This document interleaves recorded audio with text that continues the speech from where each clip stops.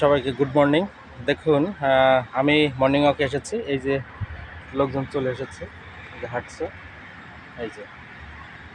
তো আজকে দেখুন কি সুন্দর একটা স্নিগ্ধ সকাল, সেটা আগে একটু সবাই দেখুন। এই যে দেখুন, সবাই এই যে মর্নিং ওয়াকে হাঁটতে বেরিয়েছেন। আস্তে আস্তে এখানে লোকে পুরো ভরে যাবে। তো আমিও এসেছি, আজকে একটু লেট হয়ে গেছে, অনেক দূর থেকে আসি তো, 3-4 কিলোমিটার দূর। বাই দ্য ওয়ে, মর্নিং ওয়াকে আমাদের কী উপকার হয় সেটা তো জানেনই, এটা তো আর নতুন করে কিছু বলার নেই। এইবার মর্নিং ওয়াকে আজকে দারুণ একটা টিপস দিব।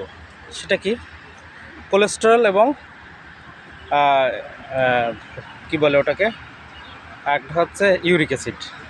তো ইউরিক অ্যাসিডটা নিয়ে আগে একটু কথা বলি। তো ইউরিক অ্যাসিডটা কি? এটা হচ্ছে আপনার শরীরে যখন অতিরিক্ত প্রাণীজ প্রোটিন স্টোর করে, তখন সেখান থেকে ইউরিক অ্যাসিড বেড়ে যায়। তো এই ইউরিক অ্যাসিড বেড়ে গেলে কি হয়? ইউরিক অ্যাসিড যদি বেড়ে যায়, তাহলে আপনার রিউমেটেড আর্থ্রাইটিস, অস্টিও আর্থ্রাইটিস, আপনার শরীরে যে সমস্ত বাত ব্যথাগুলো আছে বা শরীরের বিভিন্ন এই জয়েন্ট বা এই অস্থি সন্ধি যেগুলো, সেগুলো ক্ষয়ে যায়। এটাকে বলা হচ্ছে অস্টিও আর্থ্রাইটিস। আর রিউমেটেড আর্থ্রাইটিস কি? বিভিন্ন মাসেল ক্র্যাম্প বলে, বিভিন্ন মাসেলে ব্যথা হয়, কারণ পায়ে, হাতে, হ্যাঁ, কোমরে, গিটে গিটে প্রচণ্ড যন্ত্রণা করে। তো এই ক্ষেত্রে ডাক্তারদের কাছে গেলে আপনাকে দুটো ইনভেস্টিগেশন করতে দেবে, যে আপনার ক্যালসিয়াম ঠিক আছে কিনা, তিনটা, ইউরিক অ্যাসিড ঠিক আছে কিনা, আর হচ্ছে আপনার ইয়েটা ঠিক আছে কিনা, ভিটামিন ডি ঠিক আছে কিনা। তো যদি দেখা যায় যে ইউরিক অ্যাসিড বেড়ে গেছে, তখন আপনি কি করবেন?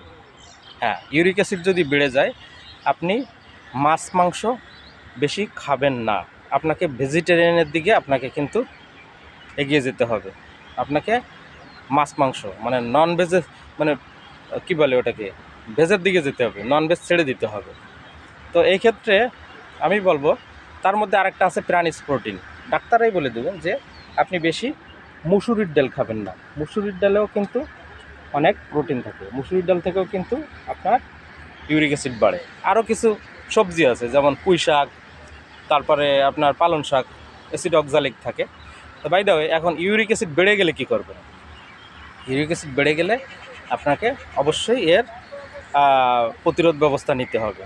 তো আজকে কোনো মেডিকেশানের কোনো পরামর্শ দিব না।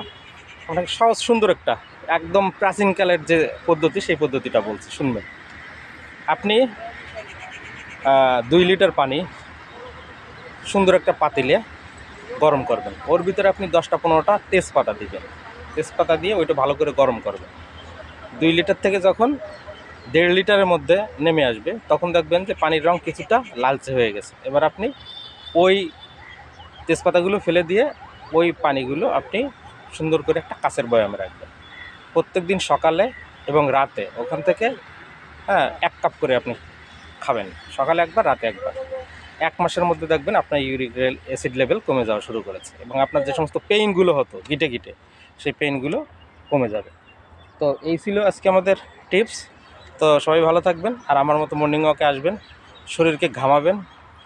শরীর যে মূল যে বডি ফাংশন, হার্টকে সুস্থ রাখা, সমস্ত ভাইটাল অর্গানগুলোতে ব্লাড পৌঁছে দেওয়া, এইটার দিকে সবসময় খেয়াল রাখবেন। তাহলে আপনার বডির সমস্ত মেকানিজম ফাংশন ভালো থাকবে। তো আজকে এই পর্যন্ত শেষ করছি। সবাই ভালো থাকবেন। শুভ সকাল।